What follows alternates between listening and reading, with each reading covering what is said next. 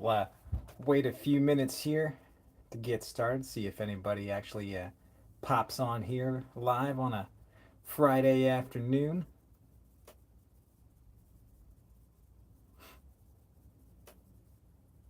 Hopefully everybody's not too busy at work. And take a little lull in the afternoon here to take a break and chat about some knives.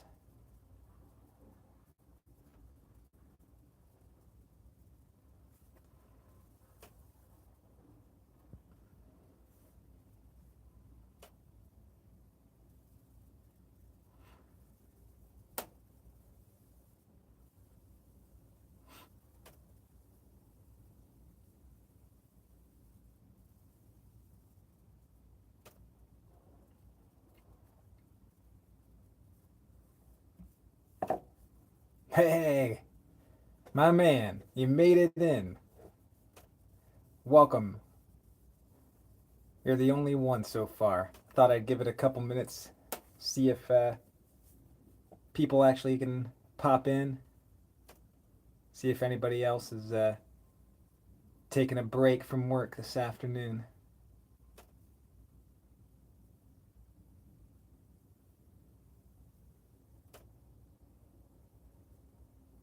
All right.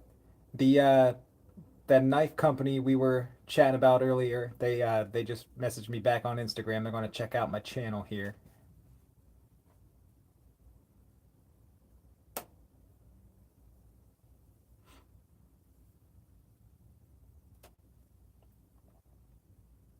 Give one more minute here and we'll get into the top 10 favorite knives.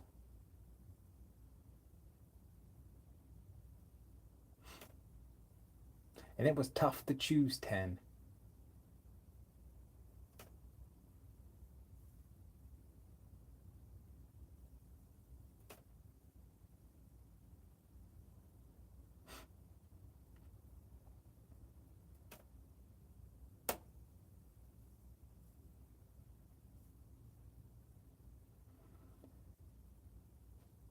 All right. All right, we'll see. I'll get into it. Obviously, this will post up to, as a video later. But top 10 favorite knives. Not really any particular order. Um, I didn't plan this, but it looks like I actually have 5 fixed blades and 5 folders here that I think are some of my favorites. So let's start it off with the knife that kind of started it off in my real interest in getting a good collection of knives here. This is the Case Bowie knife. Awesome leather sheath, big 9.5 inch blade, something like that. Mirror polish there from Case on their true sharp stainless steel. Hey Tom, you're able to join. All right. Well, we just started the top 10 list right here. Case Bowie is the first one we're doing. So we got the stick tang in here, probably 3/4 tang. I don't think it goes all the way into this rear quillion. Probably stops at this last pin here. But yeah, really like this knife. This was like the first expensive knife that I owned in my collection. So there's one. So let's go back and forth. Fixed blade and then a folder. So folder, we'll go with the Emerson Market Skinner. This is just a little bit under a 4-inch blade. It's got this big belly here for skinning game and really works great as a general slicing task.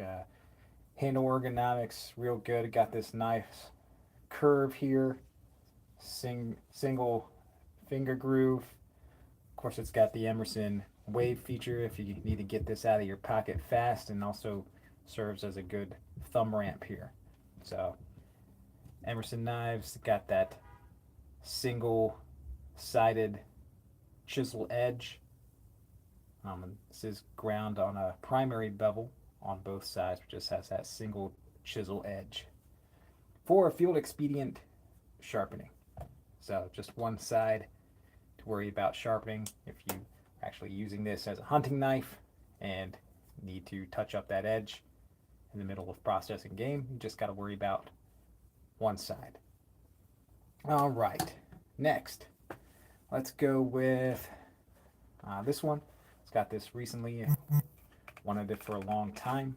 This is the Case Winkler Skinner, modern take on a classic trade pattern knife from way back in the day.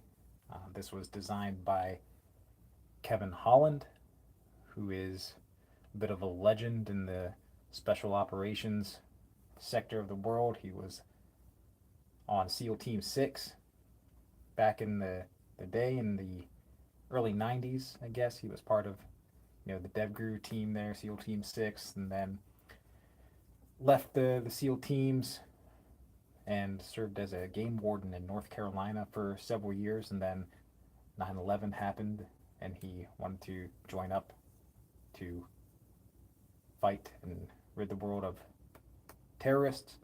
Wasn't able to get back in the SEALs, or it would take a really long time, so he ended up enlisting in the North Carolina National Guard, and through some connections he was able to get stationed on Delta Force. So he served in both the upper echelons of both the Navy and the Army, and designed this knife. That's a collaboration with Case. See Case imprinted on the sheath, and I don't think it's going to show up in this video here, but we got Case tank stamp on this side and Winkler knives on this side. It's a very thin, lightweight knife, so great for carrying. All right, let's see. Next up, let's do the SOG. Hey, Dwayne, thanks for joining. It's the SOG Seal XR. This is, I think, maybe like the first real tactical folder I got a couple years back. Flipper action. This is just under like a 4-inch blade, made in America out of S35 VN steel, which made in America isn't too common for SOG. Real cool knife. It's heavy, big, overbuilt, thick, full steel liners, jimping and grooves all over the place. So this is a great knife. Yeah, I mean it's heavy, but I do carry this and love it. Loved it since I got it. This is really kind of what got me really into the SOG brand. I saw a review, Gideon's Tactical, on this maybe late 2020, I'll say. And I thought that's really cool. And of course I like the SOG buoy from looking and reading about the SOG teams in Vietnam. But this is like the first SOG knife I bought. Real cool. Real cool. Love this blade. Top-notch steel. And yeah, you can use they have the XR lock that's like Benchmade's Axis lock, or you can open it with a thumb hole, or flipper like I opened it the first time. So really cool folder. Just wish they upgraded the handle scales a little bit on this from GRN to like G10 or Micarta or something like that. All right, next we've got the Ka-Bar. Ka-Bar USMC, the Mark II fighting utility knife. I know we probably got some fans of this knife in the chat here, but there's just something about this knife it's just great. It's aesthetically pleasing. It's very functional. I mean, it's survived 80 years in the world of knives and doesn't seem to be going away anytime soon. Made out of 1095 Crowvan steel from Ka-Bar. Little extra in their 1095. Leather stacked handle. They do make them in Kraton handles as well, but got to go with the leather stacked for your favorite. And you know, it serves its purpose. That's for sure. You want to carry this on hike, camp, hunt, go for it. All right. Next up, let's see. We just did fixed blade, another folder. Let's go with this. This is the Buck 110 Sport. Chose this over the classic Buck 110. So the classic will have a brass frame, which you know adds on weight to the knife. So this one is with a black anodized aluminum frame. So it's a few ounces lighter than the regular Buck 110. And we got a Baka clip here and green micarta handle scales. Got thumb stud opening to an S30V blade steel. So real nice steel. Holds the edge for a long time, and you know, Buck 110 is very comfortable in hand. Don't have like huge like finger protection here if you slide up, but the curvature of the handle gives for a nice secure grip. And I really like this. It's that classic Buck 110 deep clip point blade shape, and man, this knife, it just rocks. Just does. So we'll close that up. Next, I'm going to go with the LT Wright manufactured Chamonix, designed by a guy, Craig Cottle, who runs Nature Reliance School in Kentucky. He's a lifelong woodsman, and he loves history, especially history of his state in Kentucky. So this is the type of knife that would have been carried by men on the Kentucky frontier back in the 18th century. Guys like Simon Kenton and Daniel Boone out there on what was the western frontier of America at the time, and would have been used for skinning game, taking furs to, you know, go back east and sell. You know, these guys were the long hunters. Daniel Boone was probably out there for a period of about 2 years just hunting and taking buckskins to go back and sell at his home in North Carolina. And he was gone for so long that his wife kind of shacked up with his brother and had a child with him because they thought Daniel was dead. He was gone so long. But he probably carried a nice long knife like that, and it was very common to see that from guys like that in early America. All right, next we're going to go with another Emerson knife. This is the Emerson CQC 13. Call it the Bowie. Nice clip point blade here. Love carrying this knife. I think a lot of the Emerson knives are around 5 ounces, so I wouldn't really call them heavy knives, but they're not light either. But just really love this. The handle really locks in your hand there.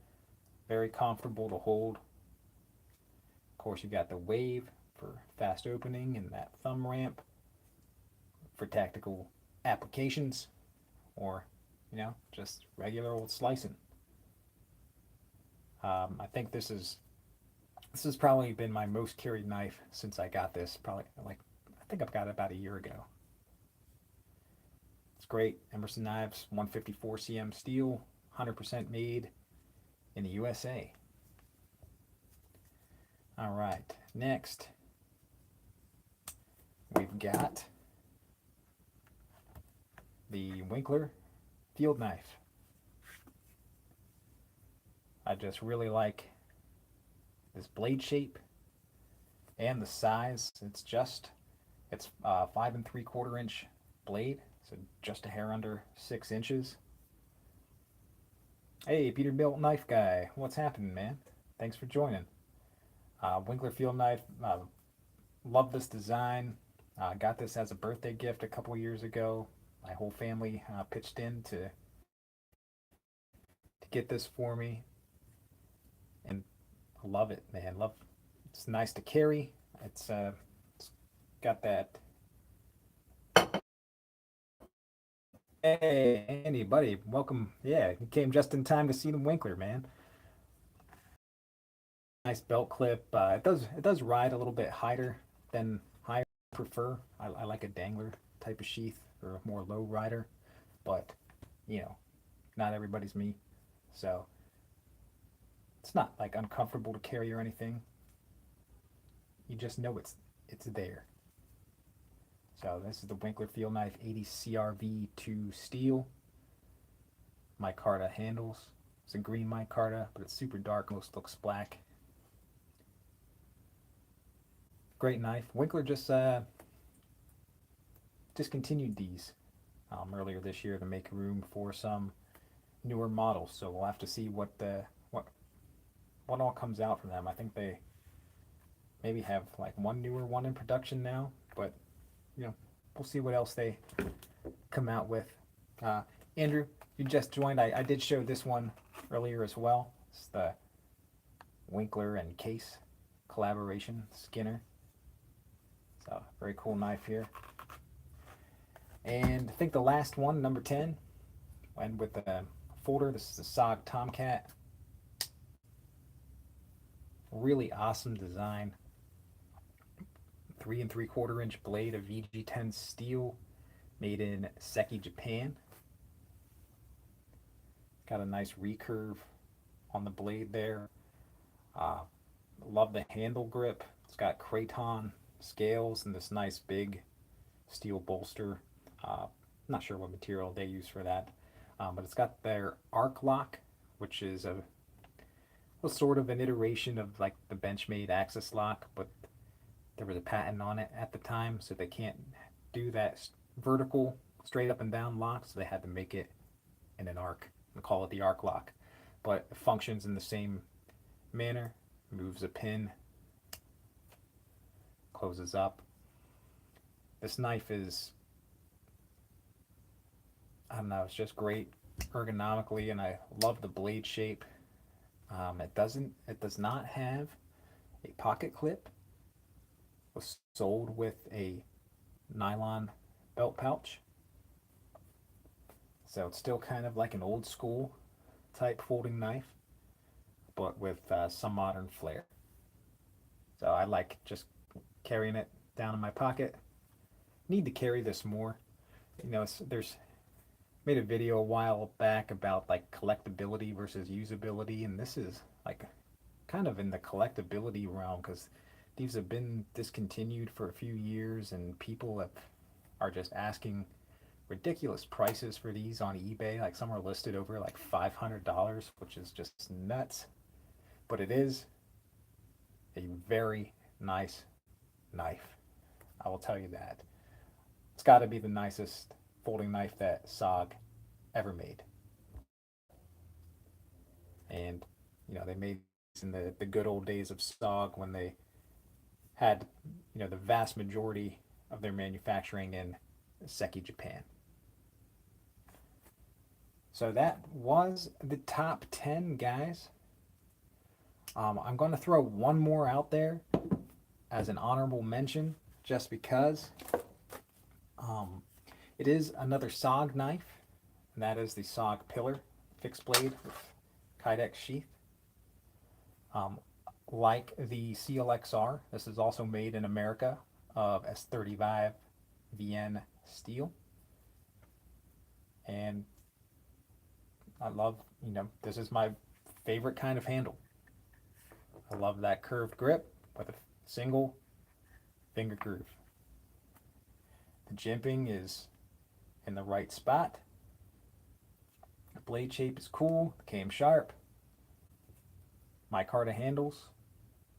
SOG did good with this one. I also did a video on this a while back saying that this is the #1 SOG brand knife that you should own. Usually, Amazon has a pretty good price on this one. Midway USA did have a spectacular deal on these for a while, but I did check before this, and that's gone now. But keep your eye out for a deal on the sod pillar. If you're on live, thanks for joining. Before we end, did anybody have any questions or comments about the knives?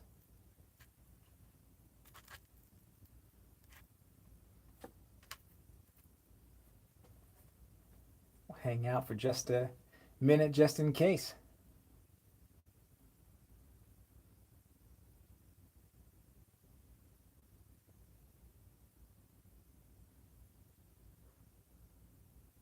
Eric, what's up, man? All right. Well, take it easy, everybody. Have a wonderful weekend. Hopefully you get outdoors for a little bit and can play with some knives. I think it's supposed to thunderstorm all weekend where I am. But we could also use some rain really bad too. Everything's all brown and crispy. So take it easy, and thanks for joining. See you next time.